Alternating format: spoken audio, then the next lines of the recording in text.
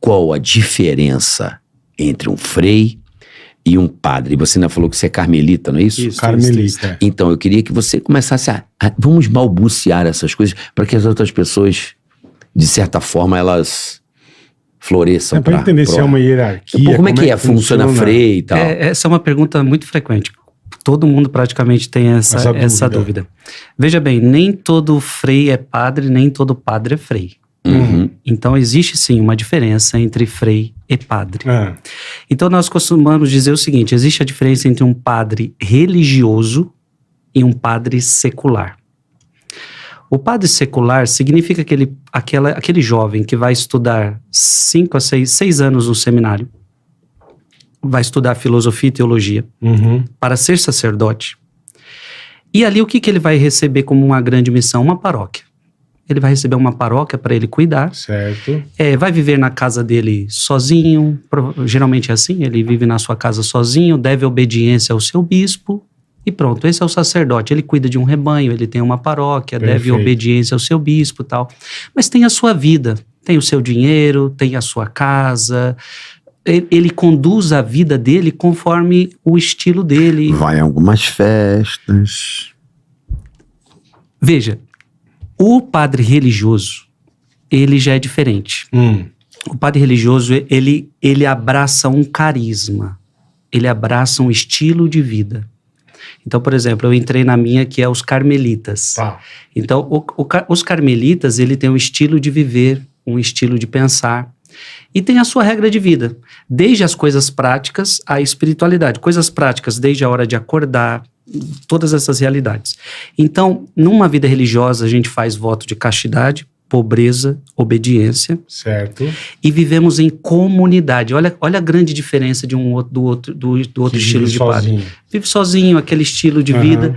O religioso, ele vai então fazer voto de castidade, pobreza e obediência e vai viver em comunidade.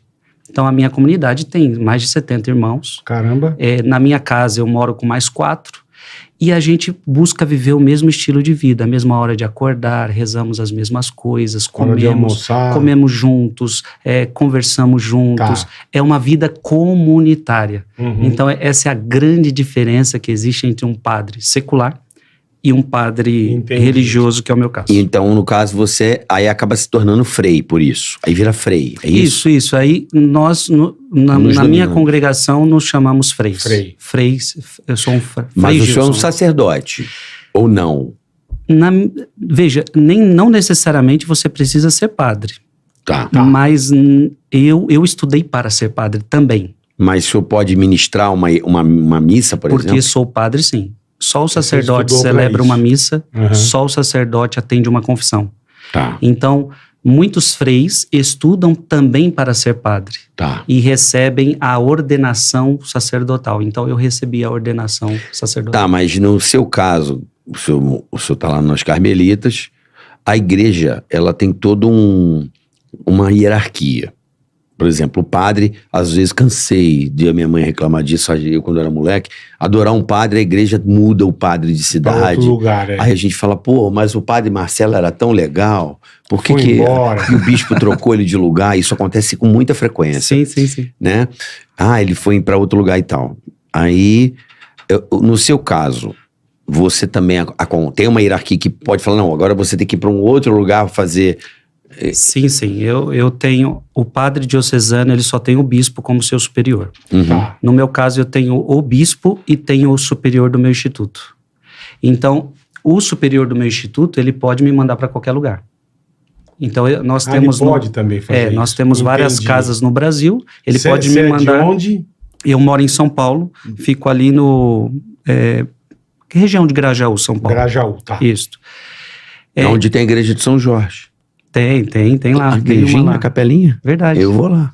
É mesmo. Sabe, uma bem pequenininha. Sim. Bem depois do Grajaú ainda. Lá na ruazinha Genciana, lá em cima. Eu acho que eu sei qual é. Lá. Pertinho de casa. Mas o senhor mora longe então, hein, padre? Ô, frei, perdão. O senhor mora longe? Moro. Lá quase lá naquele lugar lá, como é que é o nome? Marcilac, não? Aquele... Meu Deus. Então você é do Grajaú. Por ali. Então... É isto, o sacerdote religioso e o sacerdote secular, essa é a grande diferença entre os dois. Tá Agora, legal. pra você escolher que você é carmelita, isso você escolhe se tem outros caminhos Tem um para tomar? franciscano, Tem. Sei lá. Veja, o primeiro passo é você descobrir que você quer a sua vocação. Tá. Com 16 anos eu descubro que eu quero ser padre, que eu quero ser religioso. Perfeito. Depois começa o drama, porque na igreja católica o leque é muito grande. Então você pode ser um sacerdote secular, você pode ser um Então, sacerdote... isso eu queria entender Você como pode é que ser você foi pra esse rumo. você pode ser um religioso franciscano, Aham. você pode ser um religioso beneditino, você pode ser várias coisas. E aí começa o que a gente chama de discernimento vocacional. Aí começa você a frequentar aquela ordem que te chama uma atenção. Então eu fui conhecer os carmelitas, Tá. fui fazer 2, 3 encontros, me chamou a atenção, me despertou e eu falei, aqui é meu lugar. Você chegou a conhecer algum outro ou não? Não, eu só conhecia só foi a minha ordem. Entendi. Porque Já se encantou. eu fui amor à primeira... Eu costumo dizer que foi amor à primeira vista. E o senhor se formou lá também ou não? O senhor... Sim, aí eu entrei... Tudo lá? Com 18 anos eu entro. 18 anos? 18 anos, hoje eu tenho 38 anos. Caramba, 20 anos. Com 18 anos eu entro. E ali, depois de 2 anos, eu já começo a estudar para ser padre. E aí demorou 6 anos o estudo e fazem 10 anos que eu sou padre. Faz 10 anos 10 anos. que o senhor é frei, mas o senhor ministra também missas assim em alguns lugares ou não? Como convidado? Quando eu me tornei padre, Uhum. eu já assumi uma paróquia. Paróquia Nossa Senhora do Carmo, pertinho dessa que você falou, de São São Jorge. Jorge. Que é a única de São Paulo, né? Só tem São Bernardo. Não No sabia. Rio tem tanto São Jorge, São Paulo. Falta Jorge de São Paulo. Não sabia. Então, eu assumi essa paróquia e fiquei lá por 10 anos. Então, eu fui o pároco. Eu cuidei da igreja por 10 anos. Uhum. Eu cuidei daqueles fiéis por 10 anos. Depois eu saí. A minha comunidade entendeu que, para mim, estava muito difícil conciliar o meu povo, a minha paróquia, com toda essa missão externa, porque eu tenho que sair muito para fazer os shows, para fazer pregações fora e tantas realidades fora. E a paróquia exige presença. O seu povo exige presença. E eu consegui dar uma presença boa até os meus 7 anos de padre, mas depois no final ficou muito complicado. Ficou faltando. Então a minha comunidade entendeu, eu compreendi, minha paróquia entendeu isso, de que eu precisava deixar de ser pároco e me dedicar às missões por todo o Brasil e por todo o mundo. Então, hoje eu viajo para todo lugar, para todo mundo, tentando ajudar a igreja em tantos lugares. Entendi. Então o senhor já começou. O senhor, então, na verdade, despertou o seu lado missionário. Sim. Esse é o lance, porque tem isso, né, Bola? Sim, sim. O padre que cuida daquela comunidade, Fica- que é super fica ali importante, só, porque né? o padre só não dá pra cuidar de todo mundo. Então, cada um vai se organizando e cuidando do seu Sua rebanho, área. Sim. do seu bairro, porque geralmente são bairros, né? Sim, sim. Bairros grandes têm a sua paróquia e geralmente vai ali. Os bairros Só vão... minha paróquia tinha 40 mil habitantes. Então, Caramba. Só minha paróquia. Mas a igreja mais próxima não devia ser tão longe. 5 minutos. Então, daquele pessoal. E assim, e você falou, cara, como é que foi? O senhor